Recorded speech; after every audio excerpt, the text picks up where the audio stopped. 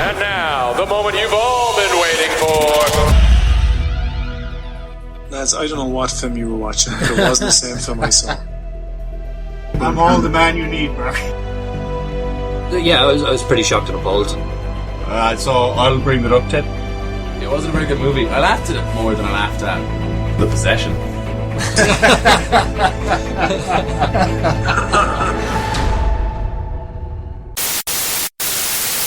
Good evening and welcome to Is It a Bicycle? Season 7, Episode 10, the original and bestest ever TV and movie podcast from Ireland. My name is Stephen Wrigley and I'll be your host for this evening. Joining us this week, live from Vegas, we have a man who this week whispered, "You're still a winner," into his third drink and then cried as his nose grew out to touch the glass. It's Sean, Olive Cans, Leonard. In the blue corner, it's our cuddly killer, a man who wishes Facebook would change it from poke to stab. It's Mark, superhero Leonard. So true. This week we're joined once again by a lady who loves being objectified, but only by very specific people. It's Shona, I'm Canadian, O'Flaherty. Sure. This week we hope to discuss some movies in the form of the Normal Heart and Lucy, and some TV in the shape of Mr. Pickles and You're the Worst. Maybe the heart's lovely. Yeah, I'm not going to start. Good point. Yeah. Depends Would who's have been heart right shown either way. Yeah. We'll also have news with Mark and some previews in Coming to a Bicycle near you. Before we start, can I ask a Yeah. question? Mm-hmm. You always introduce Sean as saying, I love cans. Is that cans as in French, C-A-N-N-E-S, or as in like beer cans?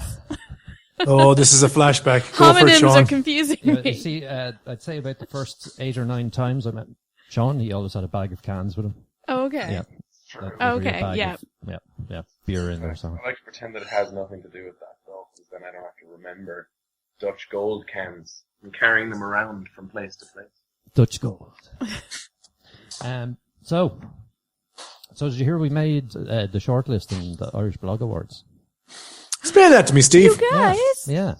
way to go. Yeah, so there's the long list. That's a bit like a sprinter making the VMAs.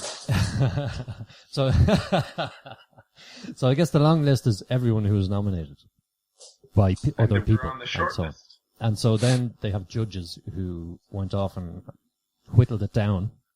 So we're on the short list. And so they'll do more whittling. And there'll be a Are final. they listening right now? They could well be. I heard they're Are awesome. they the handsome judges listening? That's interesting. Do you know, I heard that this is the bestest ever TV and movie podcast in Ireland. I know, and if it didn't win, they'd just be wrong.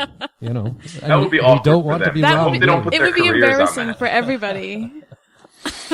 Well, I wonder, should the fine gentlemen that do judge these awards be listening Or women. Or women. to this bestest ever podcast in this country, if not the world? I wonder, would we rather win as best podcast, assuming we won't win both, which is always a possibility? Dream Would we big, rather Mark. be best podcast, which we are, or best TV and film blog? Or we're also we're in the arts and culture. Oh, is that what it is? Yes. Arts and culture blog. Arts and culture. Yeah. With some of the stuff you guys have made me watch, I don't think this would fit properly under arts and culture. So I'd say Well, I tell aim you for what, one right, of the other if- categories. If we win arts and culture fucking anything, it's down to one man and one man only, and that's Stephen Wrigley there. Do you know, I was going to say, since I You started can't joining... see him at home, folks, but he's sitting in a white kind of open top t-shirt, and even that's fucking artistic. He's also got a tuxedo on over top of that with a fedora and a feather in his cap. yeah. It's strange, but I'm used to it by now. Yeah. But can we also say that if we don't win the Arts and Culture Blog Award, that we can stop watching things that don't have English words? I have to say, listen, since I joined this podcast and I started coming to few bicycle? episodes, Ireland. Yeah. Coming to Ireland. since I began asking the question, is it indeed a bicycle? I was told, listen, we can do films, and if they're not English based, that's okay. And Yeah. how many films have we actually seen that are foreign? Too There many. was that Far one like too Mexican drug one that I couldn't many. Under the watch. skin, for starters. It's not true. That plainly was not in English. Yeah, I think you've so- just had a bad run of it, actually.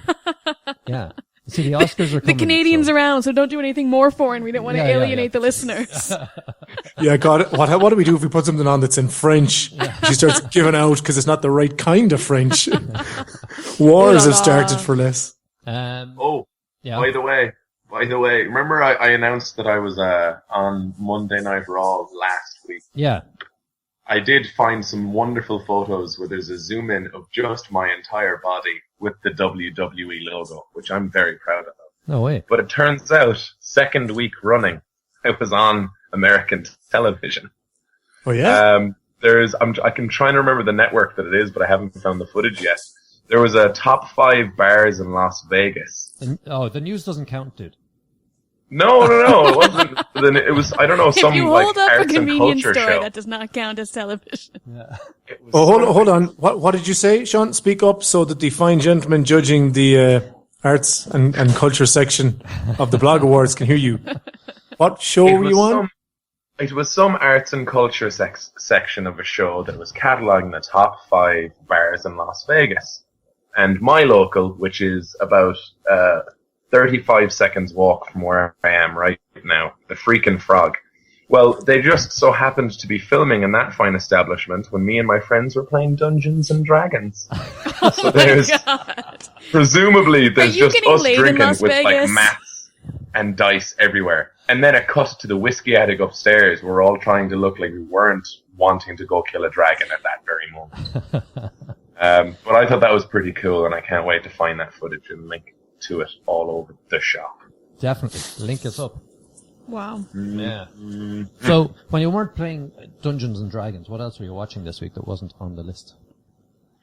Oh, well, I might have to wait till later, because I've seen every episode of You're the Worst. Spoiler alert for what I think about it. No way. Tell me, bad did for you you. get to the finale of Suits season 4?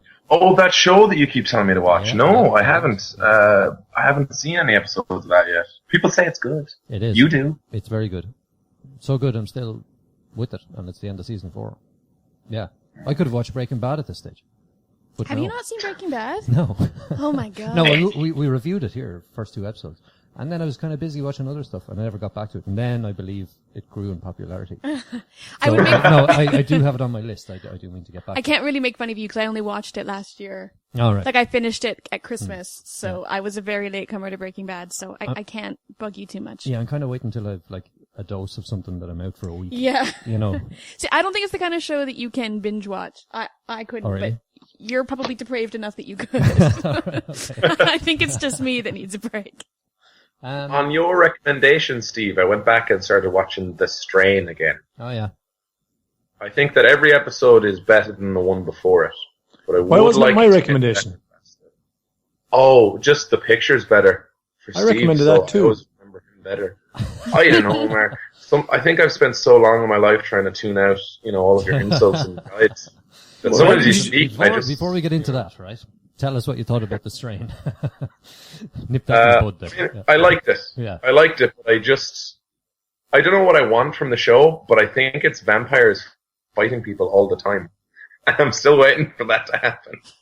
That would be cool to see, is all I'm saying. I like pervading horror and a feeling that things are going to be bad in people's personal lives and their lives in fact ending. But I'd rather just a lot of fighting. That'd be good at this exact moment of the show. Yeah. Yeah. Less talking. More action. Yeah. Yeah. Yeah. Get to the bitey. Do you know, I have to say, I was very excited this Sunday. I woke up and I normally turn on WWE for a bit of coffee drinking, television watching. And instead I found that BBC was playing all 6 episodes of Pride and Prejudice. That's like 5 hours of period drama. And I watched all of it. So it's no longer Sunday morning then. Yeah. No, this was my Sunday. Hold on, it's going to get worse. After they aired all 6 episodes of BBC's Pride and Prejudice, then they showed a movie called Death Comes to Pemberley, which is based on the characters. I watched that too. Oh, no. And then for good measure, I put on the 2005 Colin Firth, Keira Knightley film, Pride and Prejudice. Was that a plant for the fine gentleman judging the Blog Awards? Because I was just going to say that I went to several art museums during the week where I looked at fine pieces of art which featured drawing and sculpture. Was it cultural art? Yes. Yes. Okay. Good. Isn't all art cultural? So true, Shona, so true. Yeah. Mark, I eventually got around seeing Chef, which you recommended. Did it make you hungry? It did. It made me very hungry. But I I noticed so want one of those sandwiches. it's like God everything damn. they made, they like deep fried or fried. it wasn't exactly healthy food. Or else they deep fried it and then covered in sugar. Did you notice that? You're saying words and I'm pretty sure they're English, but I'm looking for the subtitles. That food was delicious looking. Yeah, it was, but it wasn't good food. You know what I mean? It wasn't healthy food. Healthy. I should say. Yeah, it was obviously good. Yeah, well, like I very rarely fucking wake up in the middle of the night fantasizing about a lean chicken breast. Like, I don't know, roast chicken? That's pretty good. Yeah, it was a pretty positive movie though. He's given up. I did like Steve, as a daddy yourself, what did you think of the father-son story in it? it was pretty good actually. It was a little bit soppy at times, but I think it was in context. And what I really liked about it was it was very positive. It was a lot of fun, and I kept thinking there was a stage in the movie where about 3/4 of the way through, and I was thinking like, where is this going? Like, what's going to happen? Yeah. There's something going to happen now, because that's what I'm trained to believe. There's something going to happen, and then things are going to go awry or something like that. And pleasantly surprised. It didn't, and it just went nicely, and it was nice movie. So rare that we agree. Yeah, that was exactly what I thought as well. You might remember from my review, unless you didn't watch it and just played my review back to me. Yeah, no twist was the big twist in it. No, and I think the antagonist in that film was real life. Yes. Yeah. And they defeated it. Yeah. Spoiler. Yeah. What else was on? The True Blood series finale. Haven't seen it. No spoilers, please. Oh, No that's spoilers. the finale, isn't it? As in last ever episode ever, season 7, episode 10. A lot of people crying on Twitter about that. Was it good or bad? Was it good or bad? Great question. The answer is difficult to decipher, but I think the real truth when you dig down deep is no, it was bullshit. It's been a shaky. I'm about 8 episodes in. It's been a shaky season. Oh, it has been like, this is not how you want to go out. Every single episode that's come out, it's been a 50-50 chance whether or not I've gone, should have just ended it last season. Should have just ended it earlier than this. Yeah. And I don't do that with TV shows. Yeah. Like. So yeah. Bullshit then. Yeah. Not good. Like, not good. I don't know. Like, it's not that it wasn't true to the show or anything. Yeah. It was. It even went more than usual into, this is completely wacky, ridiculous bullshit. By the way, this is supposed to be super fucking serious. This character's motivation makes no fucking sense, but you're gonna love it. I don't know. I don't know. True Blood is not a show that I can recommend to people, I think. And anymore. Yeah, anymore. I think that's true. It was good for quite a while, like. Yeah, I agree. This season, it doesn't seem to know what it's trying to do. I just watched the episode called Lost Cause. And if you didn't pick up the subtext, they're talking about love as that lost cause, which featured a really, really good speech, more or less about gay rights from, what's the guy's name? You mean Bill Compton? No, the cook. What's the cook's name? Oh, Lafayette, who's a great character and underused as the series as a whole. But he gave a great old speech about, do I not get to be happy in a bag of potato chips? It's not what he said. Because he's gay. And that was quite good. And then he left the room and allowed everyone to think about this. So everyone's response was basically to cheating the person they were with. Which Also, makes for good TV. Also, the whole season has pretty much just been about HIV, essentially. Yeah. Sexually transmitted diseases that kill you to death. Which will come up later in the podcast. For more on that theme, stay tuned. Speaking of season finales. Yes, Mark. I watched the last ship. Oh, did you? Yeah, episode 10 of The Last Ship. Great show. Cracking show. If it wasn't for Eric Dane not being nice to Sean, I don't think there's a single bit of criticism I could level at that show. Yeah. Wow. And the fact that Rona Mitra was so nice to Sean kind of averages it out. And then you got Adam Baldwin, who's just surly. And kind of, I'll answer a question if you answer one of mine. Yeah. He's like some kind of troll under a bridge or something. Anyway, they did what Falling Skies did. Yeah. And they've decided we're going to go a completely new direction next season. Here are the main players. And in about 30 seconds, here comes a cliffhanger. And then 30 seconds later, there was a cliffhanger. And it finishes. That's how you do a season finale. Well, okay, TNT. Yeah. No, I'm looking forward to it. It's only 10 episodes. Like, it doesn't cost you a whole lot to get in there and watch it all. Here's a quick clip of Sean speaking to Rona on exactly that. Well, I don't know. You should see the last episode. It's really intense. Does it get better? It does get better, and it gets much more cohesive. All the relationships and people start feeling more human and a little bit more of a kind of like collective. So it's more of a family moving forward, which is really lovely. But it gets pretty intense. And the ending, the last episode, I didn't even believe it would happen. But they do something in the last episode that is quite mind blowing. Shona, Yes? tell us about the Emmys. Well, Don't. There might be a news story about it. Well, be careful about the Emmys then. it was on television. We don't get to see the live American broadcast, so we get to see the day after edited version, so don't worry, Mark. There's no toes I'm stepping on. I don't know. I watch them. They're pretty boring in terms of award shows. When you compare them, I think, to like the Oscars or the Tonys are probably the best. Were they funny? As a TV show, it's pretty boring. No, they're not funny. Like, there's no jokes. I mean, there's a few jokes, but not enough. I mean, like, there was one introduction of Julia Roberts, who was presenting, you know, I think Best Actor in a Drama or something, and Seth Meyers, who was the host, said, you know, and here's a woman who, you know, starred in Mystic Pizza 20 years ago and went on to do, you know, nothing else and find obscurity. Here's Julia Roberts. Like, ha ha. That's funny. That's a great joke. True. I'm going to add that straight into my repertoire. Was there any arts and culture on it?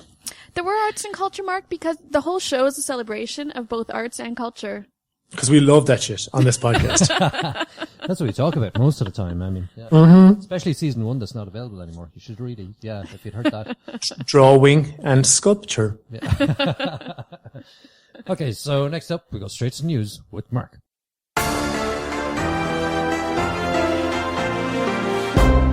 She might be a dame to kill for, but she ain't worth the cinema ticket. If you haven't guessed it from the title, this news story refers to the terrific flop that was Sin City: A Dame to Kill For, taking only 6.8 million after production wrapped at a total of roughly 60 to 70 million. And that's not including marketing, mind you, so guess for yourself what all the ads you saw for the film set them back. That's down 78% in the first film, in itself a statistic worth mentioning. If I Stay, which took 16 million only this weekend, cost 11 million to make, an equation no doubt much easier to swallow. Although it eased 32%, Guardians still took the top spot and is now the biggest grossing film of the year, passing Captain America Winter Soldier on Friday. Wow. Lucy led overseas, taking 5.2 million in the UK and has 103 million worldwide with many markets yet to come. It opens in Mexico, Japan and Brazil next week. Breaking Bad, the one who knocks at this year's Emmys. Breaking Bad's final season took a slew of awards in this Emmys this past weekend, with lead Bryan Cranston ousting favourite Matthew McConaughey for Best Actor in a Drama. Best Supporting Actor and Actress went to Aaron Paul and Anna Gunn respectively, with Myra Walley-Beckett getting the Best Drama Writing honours. Others favoured this year were Juliana Margulies for her stellar work in The Good Wife, and Fargo taking Best Miniseries. She's big, she's small, she's big, she's small, and now she's a pimp. Oprah Winfrey is going to be back on our screens, TMZ tells us, though this time she's playing a down and gritty pimp. She is starring as the pivotal figure in Richard Pryor's life in the biopic soon to be released. His mother abandoned him as a child, and he went to live in a brothel, of all places, with his granny, who was a pimp mama. I can't wait. Back to you in the studio, Steve. Thanks very much, Mark. Shocking news about Sin City. Yeah. For me, anyway, because I was really hyped about this. Can't wait. Yeah, but Steve, I thought about that a little bit. It looks really arty. Did you not think? Well, let's think about this for a second, right? When Sin City 1 came out, that had never been done before. Yeah, I think it's visual, whatever stuff. Its visual style was unique when it came out first. But since then, you've had 300, which arguably was a better film than Sin City. Then you had another 300, Rise of the Empire, which was not a great film. And you also had, what was that one? The Ghost, The Shadow, something like that in the middle? Which is basically Sin City, only not. Okay. Oh, The Spirit, the terrible. The Spirit. Thanks, Sean. Yeah, The Spirit. So, when this came out, they kind of went, well, they're not going to go for the art style because they've seen that a good few times now. And, it didn't seem like the story from the trailer. To me, this is just my opinion now. they were featuring the art more than anything else. Apparently word of mouth as well was that exact thing. Oh, well, like, we thought it'd be pretty and good, but instead it was a little bit pretty and not good at all. So I think what it seemed to be was there was people who didn't go because the last movie that looked pretty much exactly the same as this was The Spirit, which was god-awful. Like, absolutely terrible. And obviously, not how many people are remembering Sin City from that many years ago? Like, it's a ridiculous amount of time between sequels when you're not, Star Wars. Yeah. So I think it was just a case that people went, Spirit was shit, I'm not going. And then people went to see Sin City and went, no, you were right, I shouldn't have gone. That's a bit rough. I can't wait to see this. I just love the style. I think it'll nearly make the movie. Hopefully, it's got a supporting story to it, but it just looks fantastic. It's a visual. Even if it's just a load of fights, yeah. You'd think people would have got their money's worth out of the chicka chicka bang bang stab. I take it that's guns, yeah? That's a gun with a knife on the bottom of the gun. Right. Little mini bayonet, just with the... you can't see what I'm doing, readers, but this is the way that you garrote someone with your arm, and then you stab them in the chest and you shoot their friends. Bit of news out of me, Steve, as well. Just for fans of me in particular. There is a podcast that I will be guesting on. I met some wonderful people from Geek Legacy at San Diego Comic-Con. And they'd like to have me on their podcast, which will be sometime next Monday. You guys should check out geeklegacy.com, because they talk about artistic and cultural things just like we do. What do they actually talk about? Nerd stuff. Oh, Geek right up your Legacy. street. Like, Cool. yeah. Cool. They have a good site though, I like it. They seem fun, and exciting. Almost as fun and exciting as we are! Give us an award. We should have been the comedy category. Anyway. Right. Let's move on. Let's talk about the first of our movies, which is The Normal Heart. Shona. All right. The Normal Heart is a made-for-TV movie with a lot of big names that I think was getting a lot of hype. So we have it starring Mark Ruffalo, Matt Bomer, Julia Roberts, that guy Sheldon from... Jim Parsons. Thank you, Jim Parsons. And a lot of other names that I don't know, but faces you would definitely recognize. And so the story is of a gay activist in New York in the 80s during the outbreak of AIDS, before anyone knew what it was. And Julia Roberts plays the doctor who recognizes this to be a so-called gay man's disease. And Mark Ruffalo plays the part of a journalist who tries to start advocating the government to start paying for these health costs and supporting gay men of New York and people around the world who were beginning to die of AIDS. So it tells the story from his perspective of the emergence of AIDS in New York in the 80s. Have we seen this film before? Had it anything in common with Dallas Buyers Club? Not really. It's a bit earlier. I never saw that. No, it's No, earlier. I disagree. I don't think so, Mark. I think what that was about was how to... I haven't seen this. I'm just asking because from Shona's synopsis only, it sounds similar. That's all. No, I think Dallas Buyers Club was one guy learning how to be, essentially changing into a different person and trying to treat a disease. Yeah. Whereas these people are just trying to figure out how they can even begin the process. Or what it is. Talking about it, making people aware about it, finding out what it is, and then trying to help. That's right. This is like at the stage where it was called gay cancer. Yeah. You know. Like pre-AIDS, I suppose, you know. You know, the film begins with him after he's gone to see Julia Roberts. He's doing, I think, an article on this disease or something. And then when he's in there, he has a checkup and he forms this, relationship with Julia Roberts as a friendship. And, she starts telling him that he's, a loudmouth, and that's what the gay community needed. And she needed his help in order to kind of get the gay community to understand that there was an epidemic. And her solution was that they all stop having sex, which was met with a lot. Of resistance, obviously, because they just didn't understand. Out of the room. Yeah, actually, because nobody knew how it was being spread. They had no idea, so it was kind of interesting to see the way that everybody. I mean, I could understand, I suppose, as the doctor, she says she knows it's a gay man's disease, as she's calling it, because she's seeing gay men of New York being infected with it. It seems to be from her. Selection of patients, I suppose, that's where it's skewing. So she's wondering, what do they have in common? She's trying to eliminate, you know, whatever the causes might be. So she says, don't have sex. Really not a practical solution, I suppose. So Mark Ruffalo's friends all begin dying, really. But what I liked about the film, though, is that it doesn't harp on the tearjerkers, because I don't like films that kind of just want to make you cry. Yeah. I don't like those films because I don't like crying that much. So I like that it told a story without always having to rely on this being a heartbreaking tale. Yeah. Well, not that it isn't, but they don't. Well, it is, but it's not meant the focus. to. Yeah. No, it does a good job, I think, of kind of conveying the anger and the fear and the sadness of the time with everybody's kind of will to figure out what this is, and it's the sheer frustration of being completely ignored because they're a marginalized group that, you know, the government doesn't want to pay any attention to. So I think it does a good job of telling that story without making you just weep yourself at the sheer frustration of what's happening to them. Yeah. You know? And Mark Ruffalo's amazing in it. Mm. Yeah, he's really good in it, actually. Yeah. And you know, this, you know, it's just captivating because I remember there was such,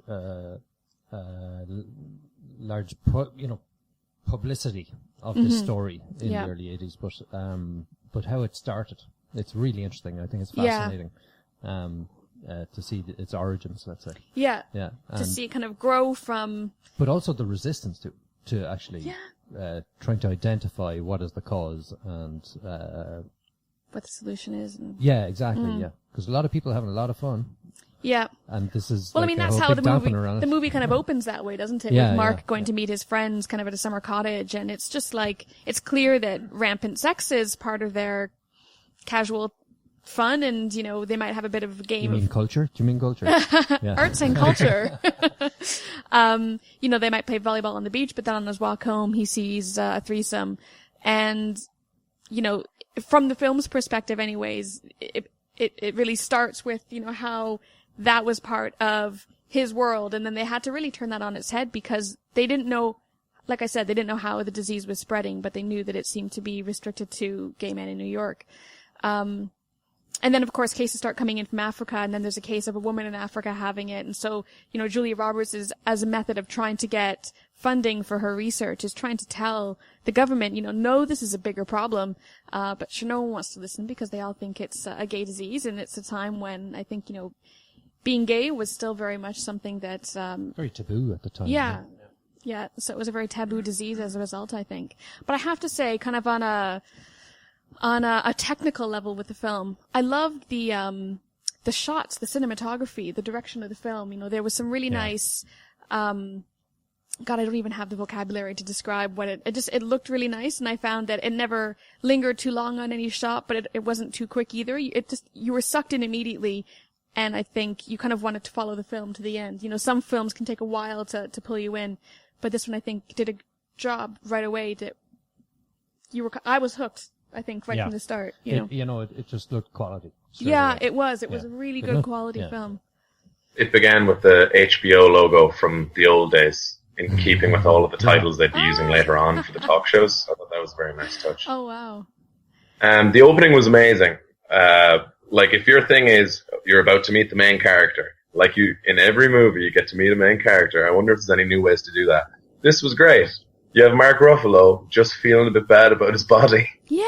And it was beautiful. It was amazing. Like, it was great. And you got to learn about their relationships in a really, like, casual way and not an expository way. Mm-hmm. You know what I mean? There was a guy that he loved-ish, and now he's not with anyone, and he wonders, has he done wrong? Is it too late for him? Yada, yada, yada, whatever. I thought that was a great character introduction. And I think that the performances are the main draw for me in any part of this movie, like Jim Parsons and Mark Ruffalo in particular.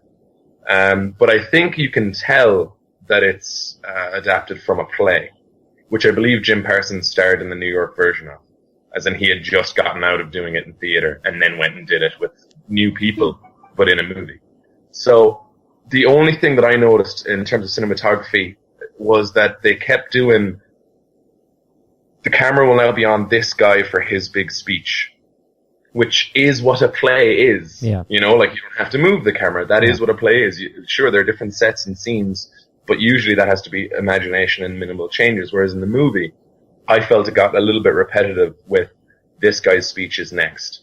And the repetition of the relationship between Mark Ruffalo's character and the guy they choose to be the head of the movement, I thought there was one too many of those. There was one too many arguments between them about that. I understand why that is a thing that makes sense for the story, but I felt that I saw that twice in about 25 minutes. Pretty much the same scene, except one was better. I would have just kept that one.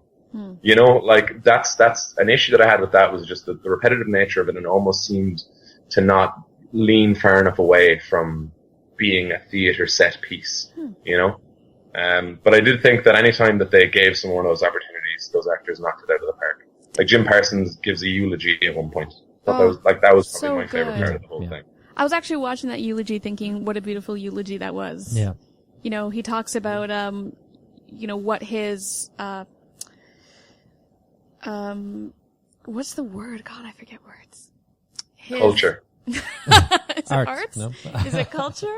I forget the word. Anyways, his process every time, his ritual, thank you. So it was his ritual every time somebody dies, you know, he takes their name out of his Rolodex and he has a little pile of, dead friends who are in this kind of old Rolodex, pile. And it was a really nice eulogy. Beautiful. Yeah. Funerals have become their social lives. Yeah. And people are dying because nobody likes them. Yeah, this wasn't the movie I thought it was going to be. Oh, really? What did you expect? No, I didn't expect it to be as good. Yeah, just to.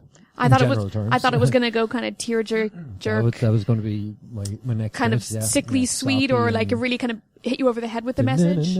But I found the subtlety of the acting, and I think the direction was what played to its strength. You know, I just can't get over Mark Ruffalo's performance. Like, even that opening scene that you're talking about, Sean, you know, you see, it's the first time you're introduced to him, and he's seeing all of his friends on the beach, and, my brother-in-law's gay, and he jokingly told me that, you know, for gay guys, anything without a six-pack is fat. I hope he's joking, because that's a lot of pressure. But anyways, we see Mark Ruffalo, he sees all of his friends playing, and, you know, he unbuttons his shirt, and he kind of walks for about, you know, 2 or 3 meters. And then, you know, the self-consciousness takes over again. He buttons his shirt up again. And I thought it was just a brilliant way to be introduced to this character, like you were talking about, Sean. That kind of vulnerability, behind him. And the tenderness with him, between him and Matt Bomer, was beautiful. I mean, you'd never suspect that, you know, this wasn't completely natural, that they weren't gay. I mean, they were just, it was just really heartbreaking at times and really beautiful. I really loved the two of them. And Taylor Kitsch playing Bruce. I didn't cop on until the end of the film that was Taylor Kitsch. It's because it's a very different role from what he's Tim Riggins, obviously, in Friday Night Lights. And I think he did that other Disney film that we talked about before, John Carter of Mars. That's it. So yeah, Taylor Kitsch playing Bruce, in an amazing role. I have another issue with it. The plot is not obvious because it's more a thing happening to people. You know what I mean? Like when we were talking about the antagonist is this unseeable, intangible disease. Yeah. That's not what I mean. But there's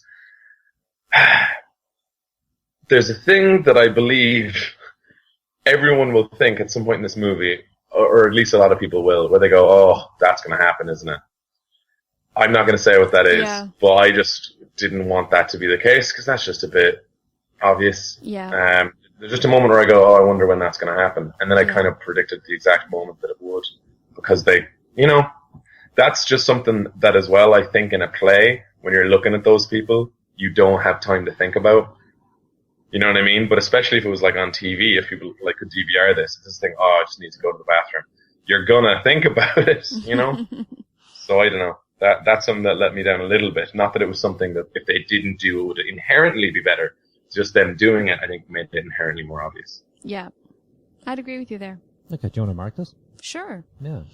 I think I'm going to give it an 8. I really liked it. It didn't make me really sad. It made me feel a lot of things. The performances were great. 8 for great. Sean. I'm going to give this a very, very good 7. Yeah. I'm actually going to give it an 8 as well. Yeah. Really enjoyed it. Fair play. Yeah. And I think, you know, I'm glad I didn't know a lot about it. glad I wasn't hyped up for it. Mm-hmm. And I hope we're not hyping people up, you know, because it was just one of those that sort of blindsided me, really, you know. So yeah, it was great. It's great. Okay, so next up we've the first ever TV, which is You're the Worst. For something completely different. Yeah. Who wants to tell us about this? You're the Worst is about a failing/failed novelist and a publicity person who are absolutely terrible being in a toxic relationship with each other after meeting at a wedding. You know, I really enjoyed this. Like, really liked it. It's probably the funniest and best show I think we've reviewed this year. So, your man, no, the character, and I have no idea the character names because this is the only episode I've seen, right? But the guy who looks a bit like the guy that played Chaucer in A Knight's Tale, although it's Paul not Bettany. him, I'm pretty sure. Looks a bit like Paul He Bettany. looks like Paul Bettany, yeah. Chris Gear, is it? His rants are hilarious. He reminds me of a season 1 through 4 House, actually, at times. But he just goes through and he's just so acerbic and cutting and then she's really good. And like, you know, something that's really hard to write is a chemistry in a love story that feels natural and not forced and not just, you know, they have to get together because they're the male and female leads. And I thought that they nailed this. Yeah. They really nailed it. And I thought that the two have just this excellent on-screen chemistry. And they're really not nice people, either of them. But that's exactly the attraction they have, you know. Yeah, but yes, you like them together though. Yeah. Like when they're together, they're actually all right. And then as soon as they separate, you go, God, I really don't like these people at all. Yeah. Although I do feel a bit sorry for the guy that's not David Bettany. His roommate? He's a bit of a, what? His roommate? No, the guy that looks like him but isn't. Oh, the guy in the show. It's like mean Gear that or something is his last Okay, name. sorry. Jimmy. Yeah. I'm sorry, I should do more research. Jimmy is the lead character and Gretchen is the Why do you feel bad for him? Lady. He seems to not have a whole lot of luck. It seems. But anyway, so I loved it. It's getting a very staunch endorsement from me. I think it's funny, it's got good writing, it's great characterization, and I can't wait to watch some more of it. I think you're right, Mark. Yeah, I loved it too. Yeah, I thought it was Stephen, great. shock agreement. Yeah, loved it. I think you said everything I was going to say. I really liked it too. Sorry. I actually, one point that you bring up sometimes when we watch romantic comedies, Mark, is about how there's the formula and there's also that thing of, oh, well, they're going to argue at some point now and it'll be completely ridiculous that they're still together. In this show, it makes perfect sense that they argue all the fucking time because they're terrible and they like arguing. Like, it just, the inherent nature of, oh, well, it's 20 minutes, so now you need to be okay and not be okay, be okay. You need to figure that out real quick. Whereas with this, they're just kind of like not okay and just find ways to be okay with that. I've watched every episode that's come out of this. It's class. It only gets better. Like, I was worried when they were going to start introducing storylines for the roommate and for the best friend, and now I'm not worried anymore. There is some completely tragic moments in this show that are really, really true to life, I think. I don't know, when was the last time you guys were in the dating pool? But I'm in it now, and sometimes these things happen. I didn't know where you were going to go with that. I was really intrigued. That's where I'm going with it. I don't want to give away specifics, and I don't want to talk about my sex life particularly too, like, publicly with the spitting on it. So there's a scene at one point in one of the later episodes, and I won't reveal who does what at all. But there's just a moment where someone's having sex with someone in the car, then they look and they see, you know, those little stickers with they have all over in America with like dad, mom stick figure, kids stick figures, little dog stick figures.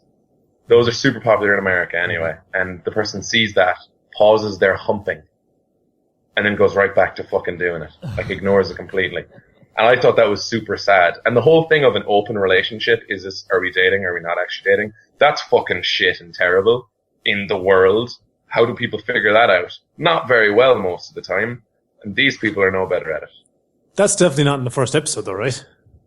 No, but watch the show. Watch all of it forever. No, I intend to. I was just wondering if how far down the line that was, because that doesn't sound like anything I'm interested in. So I really hope it doesn't start to go. I really hope it doesn't start to go dark and start exploring completely untenable relationships that wouldn't exist in real life, because it'll probably lose me quite fast if it goes that direction. You can let us know. Well, guys, I think just for at the risk of us all having the same opinion, don't worry, because I hated this show. I hated Awesome. it so much. It was. This is why we bring you along, Shona, the voice of dissent. I don't want to Women watch a are show not about objects, assholes. and this show is bad. No, it's not about women being objectified, because everyone's free to fuck, but I don't. Assholes in real life make me angry, so watching assholes for my entertainment also makes me angry. That's not how I want to spend my time. Yeah. But did you not kind of find him attractive though, because women love assholes? Oh god. No, I found neither of them attractive people because they have very ugly souls. Said politically incorrect, Mark. No, I found from the opening scene, which I found detestable.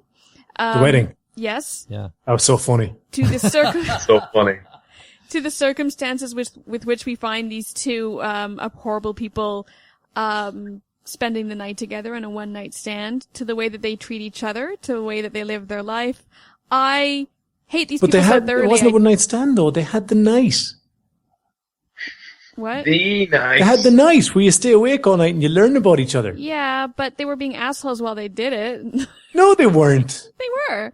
I mean, there was a moment of affection at dawn that was quickly ruined by something one of them said, because it was always ruined when one of them spoke. So, well, mainly the guy was the asshole, and your one just kind of ignored it. No, it was two-way assholery. That's also one of the positions they did that night. Yeah, nailed it. Yeah, Boom, right in there. Shona, did you watch a different episode? What was detestable about a guy going to his ex-girlfriend's wedding and telling her she was a dick for inviting him? She was the bride. She was a dick for inviting him. He was, but he was, if they don't have that relationship, I don't know why she invited him. He's a dick for going. That's so passive-aggressive. I'm gonna go so that I can yell at you on your wedding day. My friend, the Merovingian, would put all of this down to cause and effect. You don't invite a disgruntled ex-boyfriend to your wedding unless you expect that to result in shouting. No. How many of your ex-boyfriends that are disgruntled did you invite to your wedding? I left the continent after my last breakup, okay? That's how I got to Ireland. Smart. So I'll leave it there. I knew you were smart. That's just another proof. I got the fuck out of there. Not everyone can be born great and just totally cool. Not everyone can be born Grey? grey. Great. Oh, Oh, okay.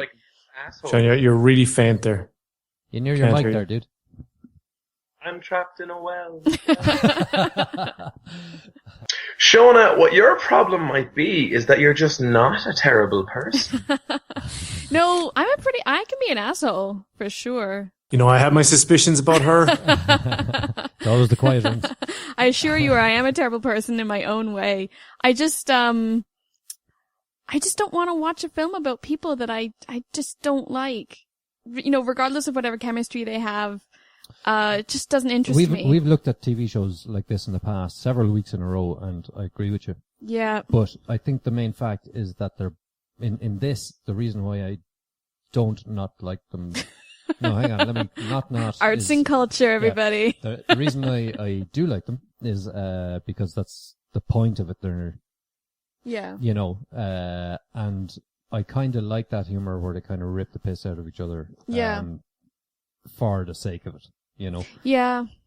But the stuff they say, man, if I met those people, honestly, if an ex came to my wedding and yelled at me, that's just no. Well, yeah. That's so self-centered. There is a line. Yeah. Okay. And I know it's dramatized. Obviously, it's a television show, but yeah. But it's the line is don't invite them. I'm talking about their interaction. Yeah. And being bastards to each other. Right. I thought that was quite fun. And who'd love this show? Mike. Yeah. He would love human depravity, right up his alley. Oh God, yes. And do you know what That's like Mike culture. I feel obligated to put in that the guy's name who plays Jimmy is Chris Gere. Gear. Yeah. And Gretchen, who plays opposite him, is Aya Cash. So I think Chris Gere is really good at being mean and just being a dick, I think he does it really well and really in a funny way. And I think that's a skill. And I think it probably repulsed you, Shona, because you found him strangely attractive. I'm not engaging, Mark. I am not engaging. What's good as well is as it progresses and there are these other side characters or whatever, it's not like there are people that they encounter that are like super awesome and lovely that then mistreat. It's not really like a thing. I just think it's one of those things where whenever you see someone, there's probably something shit about them. And this show has a really long list of character traits that they find terrible that they can't wait to turn into funny things. Yeah. Well, All right, then. Enjoy continuing to watch it. So filler from Shona, is that right? It's filler for me. Filler, and I think we've 3 trailers here, do we? Yes. Yes, we do. We do, yeah. Okay. That was, You're the Worst. Okay. Okay. Next up, we've second of our movies, which is, Lucy. This is a Luc Besson movie. It stars, Scarlett Johansson, Morgan Freeman, playing the same role as he did in Transcendence. Ming-Sik Choi, who, of course, we know from the original Old Boy, and Tae-Guk-hee, and Amir Waked. I hope I'm pronouncing that right. He was in Spiral. Do you remember that French, Parisian detective? Well, it would be French if it's Parisian. Detective, drama I was watching for the last 4 seasons. He was in that. If you haven't seen that, pick that up. Fantastic. Spiral? Okay. Yeah. So yeah. So this is about a lady. She is a bit of a party girl, it seems, and she's kidnapped by some Korean gangsters and forced into being a drugs mule. And in some of her adventures, a bag bursts inside, and strange things start to happen to her as a result of the spillage. And she starts using more and more of her brain capacity. Ooh. Yeah. So this, I know it would have annoyed Mike straight off the bat because of that. Mike would have been busy looking at Scarlett Johansson and wouldn't have noticed. Yeah, you see, he'd probably have had it on mute. However, so anyway. I am immune to Scarlett Johansson after Under the Skin. She no longer has any power over me. So I think there's 2 films happening in this. There is a kind of a crime shootout going on, and she's trying to get away from these crime guys. There's Yakuza in Taiwan, I think it's said, isn't it? And also there is a parallel plot which is very, very close to other films we've seen, like Lawnmower Man and more recently Transcendence. So where the film kind of came out for me was I was very bored by all of the brain expansion business because we've seen it before. I didn't think there was anything new there other than she had these kind of powers which made her very unassailable. Sean is going to jump in here, I don't doubt, but I think that it's very hard to write a good story for Superman because he's so powerful, it's hard to make him appear vulnerable so that there's tension, right? And that was an issue in this film. She was just too goddamn powerful. That being said, they somehow managed to keep the tension level pretty high. And right up to the end, I was a little bit worried about her. And I thought that there was an excellent finish to it, but for a while in the middle, I kind of went, well, whatever she's going to try and do is going to work because look all the stuff she can do. I don't think it helped, and my wife pointed this out a lot too, I don't think it helped that she looked very like the Black Widow from the Avengers. And I thought that Scarlett Johansson didn't have a whole pile for doing in this because she basically just had to be Spock for 3/4 of the film. She had to stand there with a neutral facial expression and put very little emotion into her words. Not unlike what she did in Under the Skin. And every time I thought of that film, I got angry. So I was just going to finish up, Steve. Sorry, I'll let you get in. I've hogged the mic long enough. I enjoyed this film in spite of myself. I thought there was things there that we've seen already and were done better in other places, but they somehow blended it with this kind of drug mule storyline that you mentioned in the synopsis that kind of kept the tension running at the same time. So, and the token guy, like everybody, I hate when men are objectified in films. But terrible. I thought the token guy in this was actually, he lended a fair bit to the story. I thought it was quite amusing. Okay, that's me. Sorry. Which token guy? Do you mean the like Parisian detective? Yeah. Him, okay. Yeah. Or do you token mean guy. The Morgan Freeman? No, he's a token scientist. Oh, right. Yeah. Gotcha. Did anyone think that the drug guys, the drug gangster guys, that they're a bit too enthusiastic about retrieving the packages? Like just a little bit too much, like attacking a police station, that kind of, yeah. If you're going to start asking my opinion, I'm going to have to go whole hog on it. So, I will say yes, I think that was far-fetched. Yeah, apart from the far-fetchedness of the using only 10% of your brain. Have you seen that? There's a wiki page actually dedicated to that. I've heard that before. Yeah, that it's a myth. Well, total myth. Yeah. I mean, that makes sense. Yeah. 10% is quite low. I mean, I don't whatever. I'm not a science person. Cognitive section, but right. No. Cut her loose there, Steve. Shona's got something to say. Cut her loose. Come on. Break it out. I think, Mark, your analysis is very good to separate the film into really the two main plots that were both, the cognitive development of Lucy getting up to 100% and the gang drug mule aspect. So I think you're spot on there. And so I think in that vein, I will give my review. The drug mule part was really cool. I've always said I think Asian gangs are always good to watch in film. They're just always something a bit extra that's a bit fucked up that's great to watch. And the fact that they kidnapped this woman and forced an operation on, she wakes up and she's had her abdomen cut open. And have you seen Old Boy? No. Oh, you need to see Old Boy. You give me a really angry look like I was giving too much information away about the film. No, you loved it. Anyway, I was like, oh shit, I have to go. That's in the trailer, so it's fine. Okay. So go on, sorry. So I thought that stuff was really great. I have to say, when I went into the cinema, I think the film was starting at 10:05 or something, let's say. And I got there at 10 past, and the film had already started. I missed all the previews, the trailers, and I don't know how much of the beginning of the film I missed, so that pissed me off. Because I like watching the trailers, and I hate being late no matter how late I am, because I never know how much I've missed. So I got into the cinema when she's talking to her, I don't know, the guy she's dating outside the hotel. So I think it's fairly early on. Anyways. Yeah. So the drug mule part I liked, but I think this film was terrible. And this is my kind of film. I really wanted to like it. But it just got more and more ridiculous in a way that I didn't care about. I mean, if you set up a film with the premise being that this woman is basically indestructible, exactly what Mark said, then how do you build tension on that when the tension is between her and mere mortals? So there was no tension for me at all. I never at any point worried. And I thought that the ending was inevitable, predictable, boring. I was kind of disappointed when I saw what it was filming. Yeah, I was just like, that's so the way it's bad.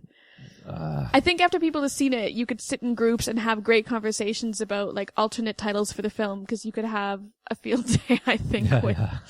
I wouldn't say anything now because I gave it away for people who might want to go watch it, and maybe people who might like it. But I thought it was Lawnmower Woman. Mind Girl. Under the Skin 2. Drug Transcendencer. Transcendence. I was looking for the comparative term for transcendence. Not an easy grammatical construct, let me tell you. Yeah, I was kind of disappointed with the way it was going because, it, like you say, there wasn't a tension once you realized that you wasn't a mere mortal, but I was kind of excited to see where it was going to go, and then all hopes are dashed when you realize, all right, it's like that, is it? Yeah. Yeah, so. To quote Mark's new catchphrase, have we seen this film before? And to answer it, yes, it was Limitless with Bradley Cooper. No. Go on. Yeah, there's parallels there too because of the drugs thing. But I think they didn't make him, immortal. But it's closer. I think it's closer to the likes of the Lawnmower Man and Transcendence. Well, then I'm glad that I've only seen the one that I like. Yeah, Limitless is a great film. I would recommend that film faster than Lucy, for sure. Which one? Sorry, I missed it. Limitless. based on the book with Bradley Cooper and Bobby De Niro. Limitless was good because they treated his cognitive superpower, so to speak. I mean, it was a drug addiction, essentially. Yeah. So I think it was a lot more believable and it was great to watch. Yeah. And what happened when he took the drug was more believable in terms of the premise and the plot that's kind of laid out at the beginning of the film, whereas I think Lucy, it really turns into a sci-fi film once using more than 10% of your brain. I mean, you can start, and this is all in the trailers, Morgan Freeman saying at 10% you can do whatever, that's what we can do. Yeah. At 20% you can affect matter. At 30% you can control people. By 70% you can control like the universe or whatever. Like, I mean, it kind of gets ridiculous. Yeah. I think Limitless is much, it does it better. Yeah. That's all. Usually with superhero genre things or whatever canon themes, the idea is that either your power is your weakness or you end up creating your own villain somehow, which is kind of like your power being your weakness. In this, would it be fair to say that her power is just her power and it solves everything most of the time, all the time? Well, it's a weakness in a way, I think, in that there is, I think, as you always point out, Sean, a time device that's used, that her power is used, in the film in that way. And I suppose that's meant to put tension into the film where, when is her superpower? At what point can, she stop evolving? So I suppose it is, they go with is it her weakness? But like, God, I don't know. They use it as a ticking clock. Yeah. Yeah. Did you find tension in the film, Sean? Well, not watching it alleviated that tension a lot. I have not seen this. Listening to us talk about it, do you feel nervous about what the ending might be? Do you feel compelled to go watch?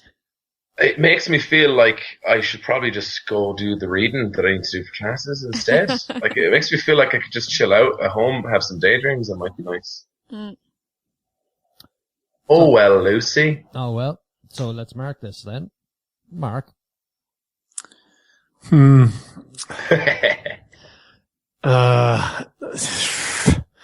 not the worst film in the world. I don't mean to make so many noises when I try to put a score on it, but I'm struggling. Like I'm never going to watch it again. Yeah. And any kind of superhero film, I would usually have no problem watching again. So I think I'm just going to put it slightly above average. I think it's just a 6 for me. Yeah, I did enjoy it though. Yeah. I'm with you on the 6 too. Yeah. Guys, I want to give it a 6. That's no fair. But I'm giving it, I was going to give it a 5, but I was swayed by Mark's separation of drug mule and cognitive development, and the drug mule part I liked, so that's why it's getting a 6 instead of a 5 for me. Okay. Sean? He didn't see Still it. haven't seen it, but I bet a 6 is what I'll think. Okay, last up is second of our TV, which is Mr. Pickles. Sean. Imagine if Lassie was a sadistic, masochistic hellspawn of a dog that murdered things a lot and also did sex bits to them. That's Mr. Pickles from Adult Swim. Is there some kind of fascination with boobs in this cartoon? You think? There is. Yes. I may have picked up on something I'd about say that. general misogyny, Mark, is what you were picking up. That's probably what it is. That's the word. Yeah. Yeah. It's done in a style of kind of like a Family Guy, where it's cutesy and fun, but it's also disgusting what you're seeing. So it's not like this is what's that Stephen King dog? Cujo. The tone of the show isn't that this dog is evil, but it's like an asshole. It's another asshole. This is brutal. So bad. Mike would love this. Ugh. Absolutely love it. Can I posit something, a lens through which I ended up reviewing this after watching the second episode? Okay, go for it. So the first episode, I didn't really notice any discernible plot. Stuff just kind of happened, and it was kind of annoying, the pace at which they were throwing stuff at us. Yeah. And I was a little disappointed, and I was just kind of like, I know there was probably jokes in there. I think I caught a few of them, but I'm not really sure that they were landing, given that it immediately moved on to the next thing. The second episode is not like that.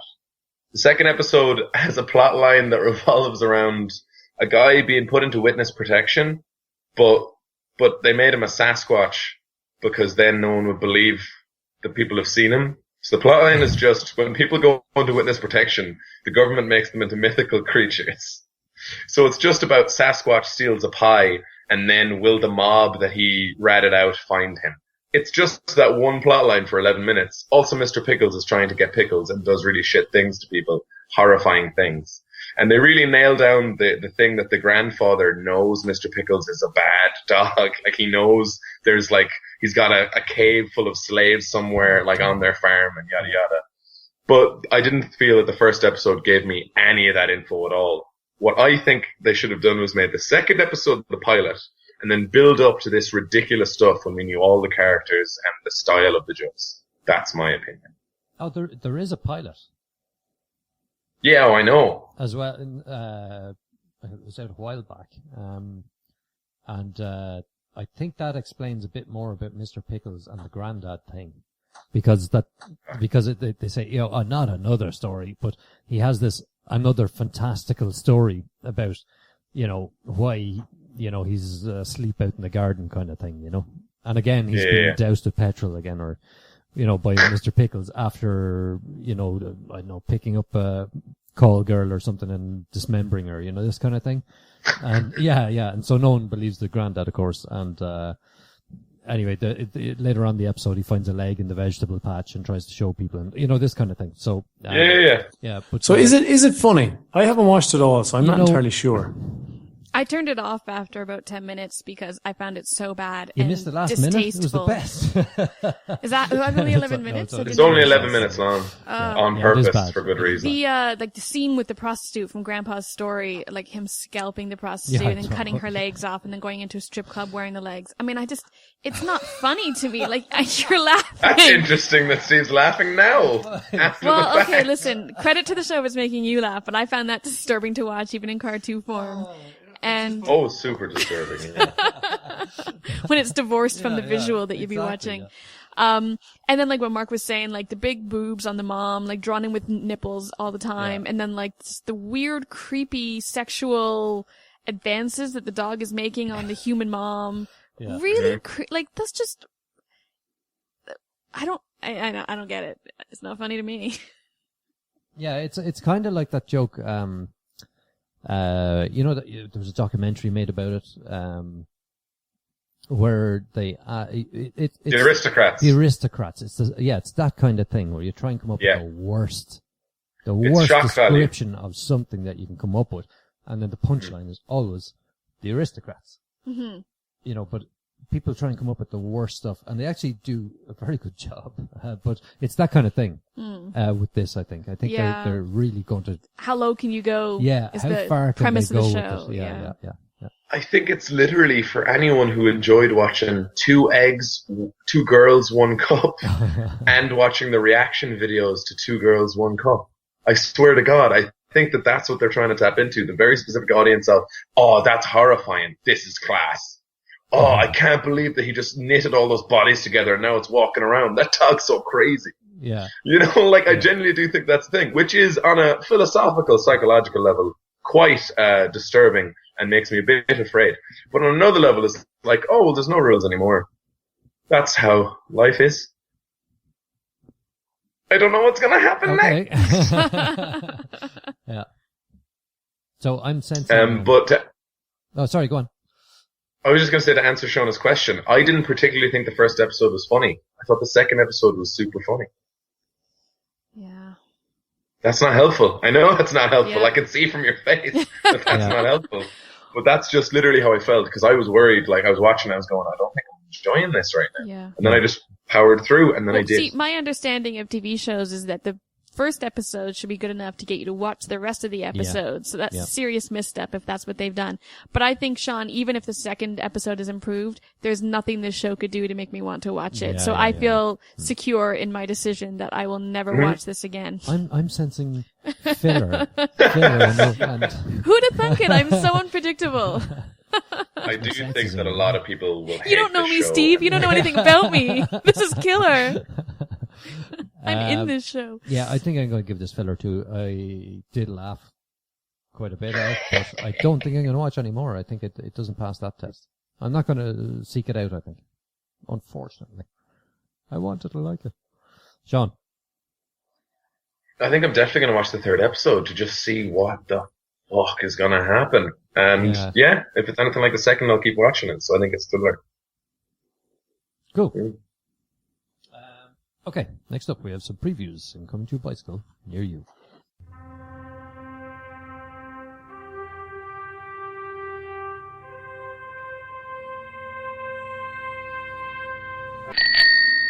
Okay, the first one we have is Katniss Strikes Back. The Hunger Games. I don't think that's what it's called, Steve. No, it's called The Hunger Games 3, Part 1, yeah. Mockingbird. Hunger Games. How to Kill a Mockingbird, Part 1. There we go. God damn it. Thanks, man. It's not How to Kill a Mockingbird. What? Oh, Mockingjay! Mockingjay. Isn't it just called Hunger Games Mockingjay? Yes, Part thank you, 1? Sean. I think the other guys are going to start confusing everyone who's listening to the podcast Hunger about Games what preview. 3.1. I need to apologize to the You guys are Katniss fired. Everdeen Me and fans. Sean are gonna I take did a this bad video. thing. Because I'm so steeped in arts and culture, I confused it with How to Kill a Mockingbird. Ah. That can happen sometimes when you're so interested in drawing and sculpture. And literature. Yeah. So, tell us about this. Did you like it? Are you hyped about it? I read the books and I love the books. Mm-hmm. I think the movie makes it into more of a love triangle than the books do. The books are really about Katniss's survival. So because I love the books, and I'm sure this is kind of what the film franchise is based on, there's an inbuilt audience. I am part of that audience. I don't think the trailer gives us a lot, but having read the book and knowing what's coming, I'm looking forward to the film. So it's more of the same? Well, yes and no. I mean, it gets bigger. Yeah. Consequences get bigger. Okay. There are surprises, sadness. The world that Katniss lives in is a very, very bleak world, and she has to navigate, basically between a shit and diarrhea situation. Like there's no good option. Is that like a rock and a hard place? Yes, it's the more graphic version of a rock and a hard place. It's like a rock and a wet place. That's terrible. So, but there will be games, I presume. Well, of life and death, if you call that a game. It doesn't seem to me like there will be a hungry game. I don't think that's gonna. It looks like it's just a fucking war with bows and arrows and also guns, and that's gonna be class. Yeah, the last movie is broken up into 2 films, so that's why this is Mockingjay Part 1. The last film would be Part 2, obviously. And it focuses on the rebellion of the districts against Panem, the city center. Panem is the government responsible for the Hunger Games where they, take 2 tributes from each, district and make them fight to the death every year as a reminder that basically don't say shit against the government because we have the power to squash you. So, in the final film, the districts basically rise up against the government. So it's not so much about the Hunger Games, in terms of the annual cull. It's mass rebellion with Katniss at the head. They should have a purge or something. They might sort it out. Anyway, sorry. What do you think? Hunger Games, the final part, the first part of the final part. Are we going to watch this? No, Steve, I want to hear your opinion. Of this? Yeah. I have no opinion on this. Why? I'm just not a big fan of the series. Oh, okay. You've seen the first 2, right? Yeah. You didn't like them. I preferred the second one to the first one. It was a better In that you movie. disliked it slightly, yes. Yes, exactly, yeah. So, I'll give it a chance, but. Is there anything that they could do with this franchise? Forget what Shona says, because obviously she knows where they're going because she's read the books, right? Yeah. So what she said is going to be very prophetic, I'm sure. But, is there anything that they could do with it that would interest you? Scarlett Johansson. So, well, that's what they could do that would interest Mike. But, like, you and I are barely outside the demographic they're aiming at, which is a little more prepubescent teens. So, hey! so, what, is there anything about, cause, like, I really like the Hunger Games. I haven't read the books. I liked the Running Man when it was out, and this is like Running Man for young people. Yeah. And, I like the struggle between, the lumpen proletariat, the downtrodden and the oppressed against the power elite who try and crush them more to keep them subservient. And, obviously in this trailer, we see that the Mockingjay symbol is even more a symbol of rebellion than it was in the second film. So, like, I like all of those themes. And the fact that there's going to be a battle where they get to shoot people with arrows who are probably trying to kill them with tanks, I think is going to be really interesting. None of that appeals to you at all, no? I don't know if it's the world that doesn't interest me, that they've created. I don't know. There is something. I don't know. It just doesn't seem raw or sharp enough. It's a little bit soft and a little bit Total Recall. The original. You know what I mean? It's got the. I was with you till you mentioned Total Recall, but I think I know what you mean. Yeah, it's a little bit cartoony. Not even cartoony. A little bit Jim Henson or something. I'm not sure. So it's a bit too saccharine probably for you. Yeah. Like for kids, for teens. Yeah. I'm sorry? Like you think it's more for like that they won't actually show what this would actually be like. Like it's not realistic, and it's also blunted, so you won't actually see grisly murder, etc. Yeah, and there's a lot of nice clean dirt on them and that kind of a show. It's just okay. It's well, just everyone's allowed an opinion. This is not for you. We shall see. It's not for him, but we're going to make him watch every episode. Well, yes, we are. The next one we have on the list is Leprechaun Origins. Yeah, what's the deal with this, lads? What's the deal? So they're rebooting the Leprechaun franchise, and it's actually got a WWE superstar, I believe, in the titular role. Dylan Hornswoggle Possel is the gentleman's name. I expected this to go along the lines of the other Leprechaun movies, which would be like, oh, this is like so bad it's good, this is like yada yada yada. But apparently the story of a group of American backpackers coming to Ireland is just like a horror movie where they go to a place and then there's a monster. Yeah. Or possibly somebody on witness relocation. Did we see this last year, though? What do you mean? We saw this movie, a movie very similar to that, where a group of American backpackers came to Ireland and were attacked by a big monster. Wasn't it a big eagle type thing? Do you remember? Was it dinosaur eagle? Was it like Rock? Are you talking about Yeah, something like that. That was like 2 years ago as well. But yeah, I will admit, when backpackers go anywhere in movies, there's a large chance that a monster is going to try and murder them to death. Like, and in order of how much sex they've had recently, probably. That's the idea. It's been a while since we've had a bit of a creature feature like that, And like the old Leprechaun one, like you say, it's got a cult status, and I can see they're trying to cash in on that, all right. As much as I'm not a fan of those, I'm kind of interested in seeing this. Many years ago, when Jurassic Park came out, you remember the scene with the raptors? Actually, was it The Lost World? I believe it might have been The Lost World, when the raptors are moving through the long grass. Yeah. Correct me if I'm thinking of the wrong film. But, and then the scene that we saw, so we just saw a clip of the leprechaun where presumably it's the leprechaun, though we never get to see him, is moving through bushes that are so tall they hide his diminutive form. I'm guessing the grass could have been a lot shorter. but either way, he manages to sneak up on people and then drag them around and kill them and eat them. But I was just kind of looking at this going, well, this has been done in Jurassic Park and it was done a lot better there. I don't know if I'm going to get scared by this. So what I want an actual trailer. I need a trailer before I can say yay or nay to this film, because at the moment all we've got is a scene, which, to be fair now, was jumpy enough. It did make me jump when I was watching it, so it's not bad. They've got something to strike out from here. But I think we really need a bit more before we can make our minds up. Maybe, Sean, I think you're watching this project. I think you like it because of the wrestler dude. You might keep us up to date when there's something else to watch. I will indeed. And just to comment on the grass thing, my first thought when I saw the way they were looking at the rustling of the grass and going, oh, it's over there, we need to run this way, I went, they've somehow found a way to do the shark fin of Jaws, but with rustling grass. But then with the literal third dimension of, oh, well, now we can actually see everything get dragged around because it's on land. And I went, very clever. I tip my hat to you. The best of both worlds, land and sea. I'm hoping that they've got a lot more like that up in their little crock of gold. Oh, the little crock of gold. I'm also worried it's going to be, I'm worried it's going to be racist as well, but I'm going to wait to see.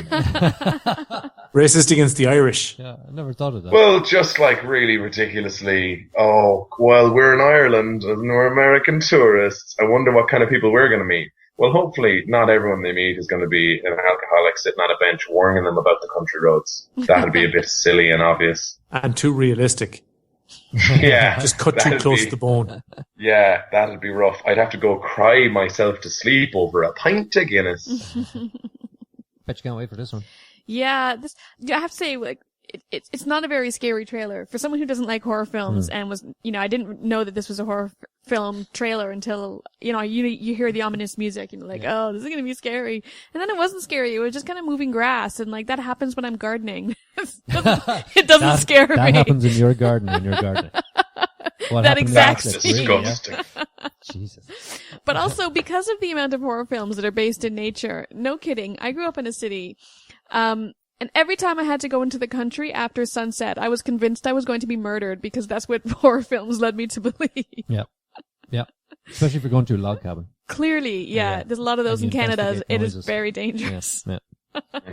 Okay. No sex before marriage. The last one we looked at is Dead Snow 2, Red versus Dead, which stars Sean.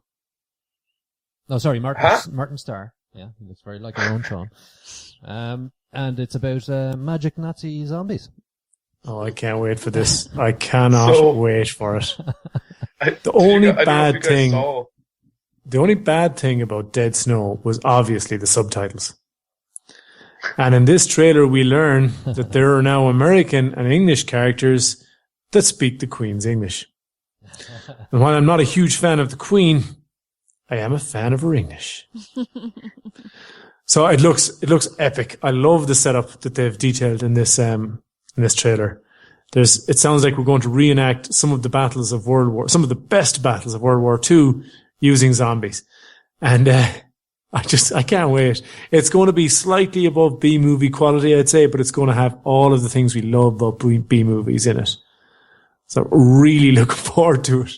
You'll need to make sure Mike's around to review that then, being the B-list, B-movie expert. Well, Mike is going to love this. Yeah. Sean, are you looking forward to it?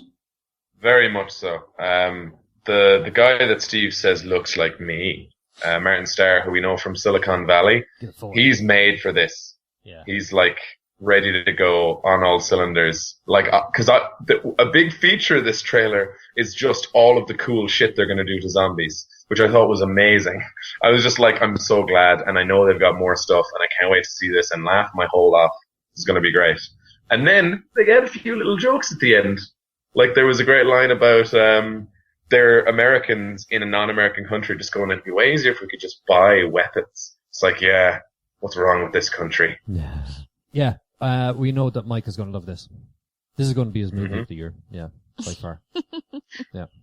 It does look good for zombie films. Like, I mean, it doesn't, I was wondering if this was going to skew to the horror side, but it's more kind of Shaun of the Dead. What was that Nicholas Hoult zombie film? Alternative zombie film it's funny as well as scary as well as kind of cool to watch. And I love the premise. It's a very unique premise of, the people coming back from the dead are fucking Nazis. That makes them like 2 times as bad as any kind of zombie. Because they're like assholes when alive and then now they're undead assholes. Like that's a whole new level of assholery. And, that's the second time I've used that in this podcast. And then, what do you do to battle zombie Nazis? You bring back, soldier zombies to fight them. So it's going to be like a battle of the undead. What a great premise. I don't think the film doesn't interest me that much. It's not normally my kind of thing, but it's the kind of thing I might end up watching and enjoying and being surprised by. I'd say actually the movie could be quite surprising. They seem quite inventive in the way that they dispose of each other. Yeah. The trailer anyway. So anyway, that's it for this week. Anything else we should mention, apart from being shortlisted on the Irish Blog Awards? Any arts or culture things coming up? No? Okay. Just thought I'd put that in at the end there. Do you guys like wine or cheese? I like both. I like sad novels. Right, we'll leave it there. So from Mark, Sean, Steve and Shona, stay classy.